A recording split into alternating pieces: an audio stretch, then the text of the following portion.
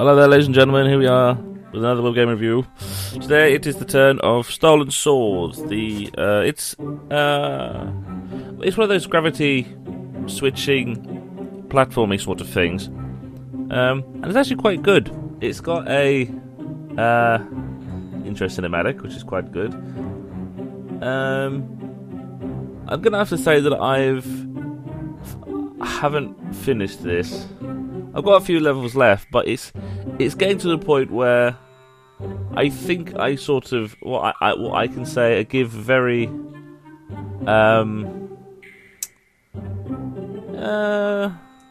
well, it's the mechanics of this fairly easy. Up and down, or A and D. Well, no, W and S. A and D to go left and right, or W and S to go up and down. Or like I'm using the arrow keys. But like I was saying, there's one thing in this which I have to say is one of the things that this game really does test quite a lot, and that is timing. Because if you look, the way to solve this is to go between the blades while they're coming towards you. All it takes is one brief timing cock up and then it's all over. But there's also another thing as well. Those cracked blocks, as you can probably guess, disappear after you touch them after like a few seconds. But the problem is, if you miss, you fail. There's no way, the blocks don't come back. It's you fail, and so you just have to kill yourself.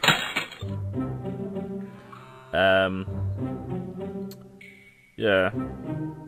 I think seeing levels like this, as I played it for a while, and it seemed fairly standard as the gravity defying ones come along. But as soon as this rope came along, and people who have played games like VVVV can guess that they switch. And so I ended up thinking, rather than think of this as like a yet another gravity game, I think of this as like a medieval level-based twist on VV. I'm not entirely sure how many V's are in that. I know it's at least 5, but it's boing.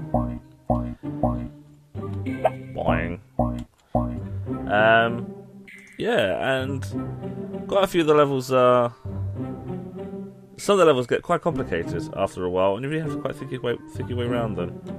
But the solution is usually there.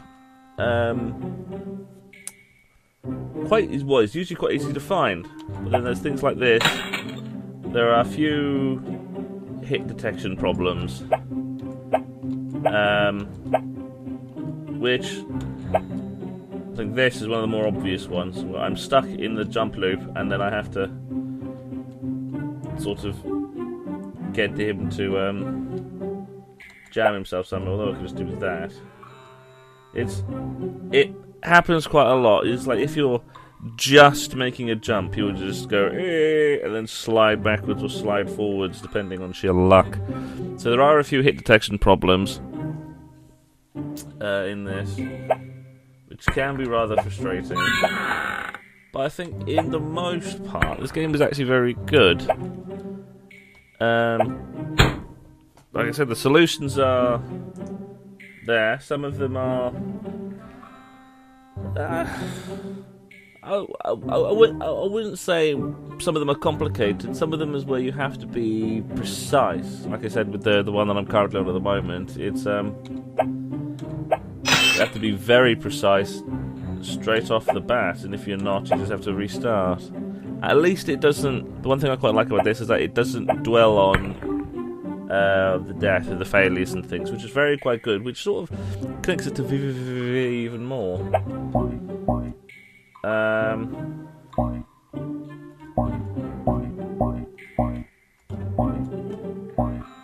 To the end.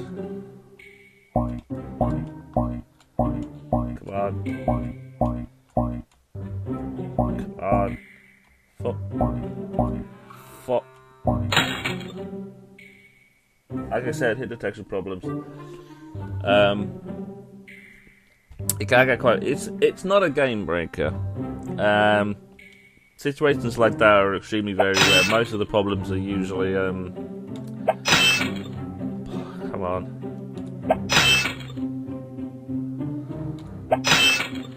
These shots are able to do this quite easily. So I just can't.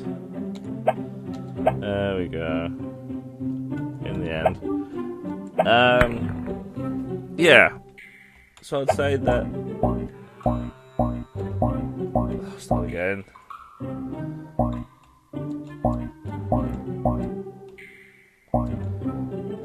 There we go. Yeah, the levels are not that complicated, although sometimes it does ask you to be extremely precise, which can become slightly frustrating. But I think, for the most part, it's not that difficult. Although I would have to say, it seems like it's only these 20 levels, which is quite short. Is that even if you are very precisely through the whole thing, then it is quite short. And it seems like there's not going to be much replayability on top of that. You can't really sort of reconfigure the thing to become and like sort of add different playstyles and things. So I think if you manage to get through all the 20 levels, you're probably not going to be playing this again. Well, because it's a puzzle thing, so it's yeah, I think on the whole it's quite good. It does have its issues, like the hit detection and the extreme preciseness of the way you have to deal with some of the puzzles. But yeah, on the whole, it's all right. It's very well drawn. I very much like the art style of the whole thing.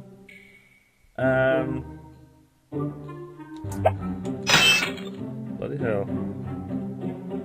Oh, I see.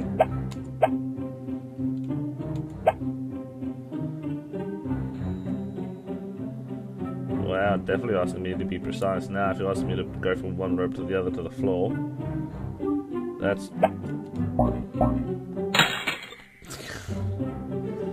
wow. Yeah, preciseness is definitely one of the things that this tests, rather than brain power, which is slightly annoying. But yeah, this is Style and Sword. You can put it on Newgrounds. Links in the description and all the other stuff. Yeah, it's good. Has its issues.